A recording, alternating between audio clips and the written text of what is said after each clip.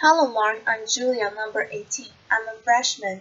Today's Tech Talk speech is Zach Lidsky. What reality are you creating for yourself?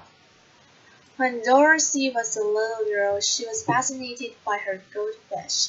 Her father explained to her that fish swim by quickly wagging their tails to propel themselves through the water. Without hesitation, little Dorothy responded, "Yes, Daddy," and fish swim backwards by waving their heads. Laughter. In her mind, it was a fact as true as any other. Fish swim backwards by waving their heads. She believed it. Our lives are full of fish swimming backwards. We make assumptions and faulty leaps of logic. We harbor bias. We know that we are right, and they are wrong. We fear the worst. We strive for attainable perfection. We tell ourselves what we can and cannot do. In our minds, fish swim by in reverse, frantically wagging their heads, and we don't even notice them. I'm going to tell you 5 facts about myself. One fact is not true. 1. I graduated from Harvard at 19 with an honors degree in mathematics. 2. I currently run a construction company in Orlando. 3. I starred on a television sitcom. 4. I lost my sight to a rare genetic eye disease. 5. I served as a law clerk to 2 U.S. Supreme Court justices. Which fact is not true? Actually, they're all true. Yeah, they're all true. A pause. At this point, most people really only care about the television show. Laughter. I know, this from experience. Okay, so the show was NBC's Saved by the Bell, the new class, and I played Whistle Whistle, who was the sort of dorky, nerdy character on the show, which made it a very mature acting challenge for me as a 13-year-old boy. Laughter. Now, did you struggle with number 4, my blindness? What is that? We make assumptions about so-called disabilities. As a blind man, I confront others' incorrect assumptions about my abilities every day. My point today is not about my blindness, however. It's about my vision. Going blind taught me to live my life eyes wide open. It taught me to spot those backward swimming fish that our minds create. Going blind casts them into focus. What does it feel like to see? It's immediate and passive. You open your eyes and there's the world. Seeing is bleeding. Sight is truth, right? Well, that's what I thought. Then, from age 12 to 25, my retinas progressively deteriorated. My sight became an increasingly bizarre carnivore funhouse full of mirrors and illusions. The salesperson I was relieved to spot in the store was really a mannequin. Reaching down to wash my hands, I suddenly saw it was the urinal I was touching, not the sink. When my fingers felt it through shape. A friend described the photograph in my hand, and only then I could see the image depicted. Objects appeared, morphed, and disappeared in my reality. It was difficult and exhausting to see. I pieced together fragmented, transitory images consciously and analyzed the clues, searched for some logic in my crumbling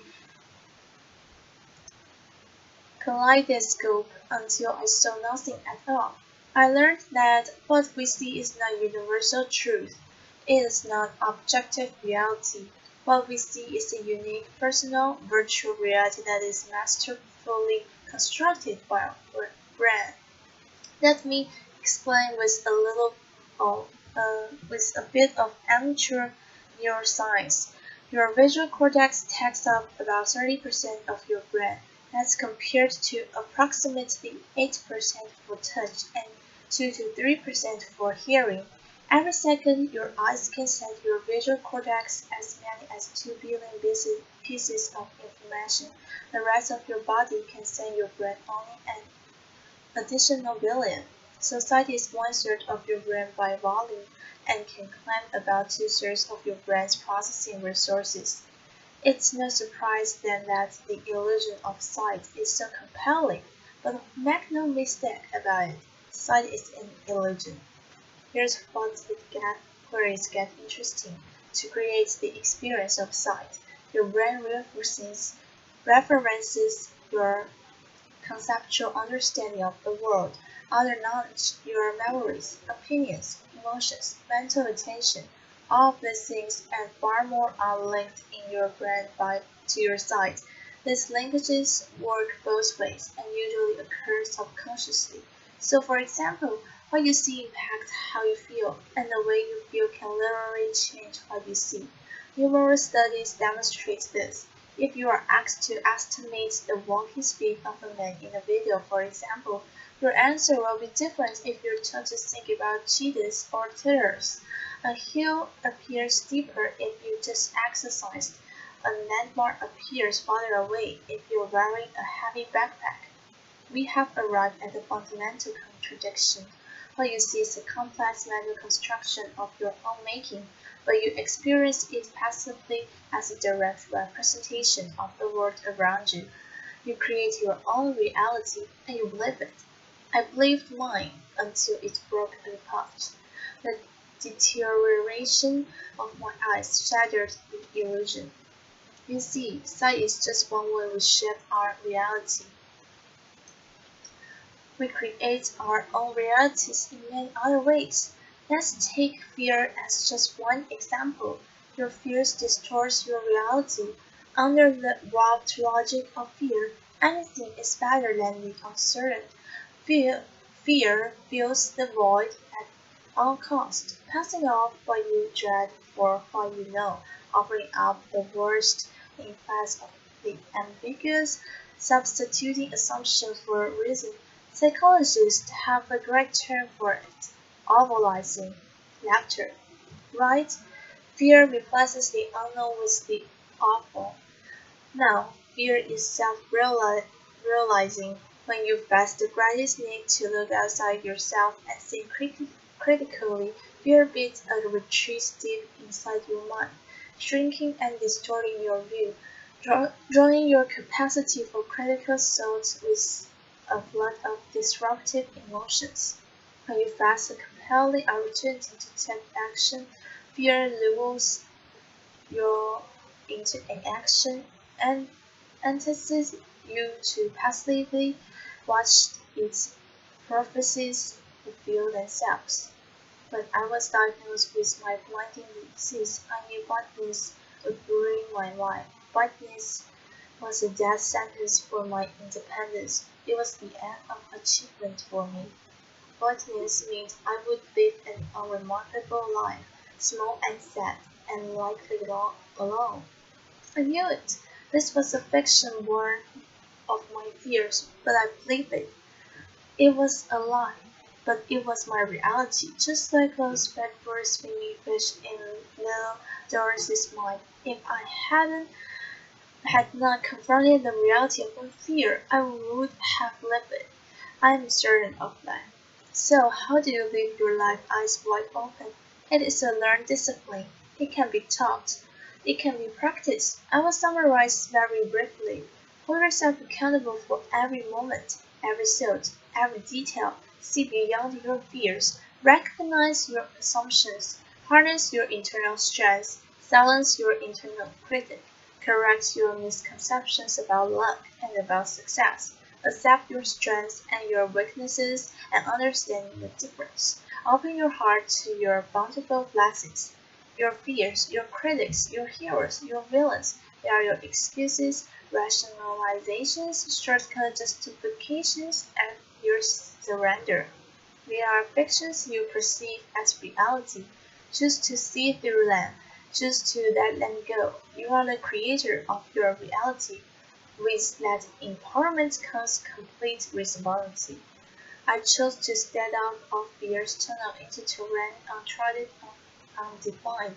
I chose to build there a blessed life, far from alone. I share my beautiful life with Dorothy, my beautiful wife, with our triplet, whom we call the Tripskys, and with the latest addition to the family, sweet baby, Clementine.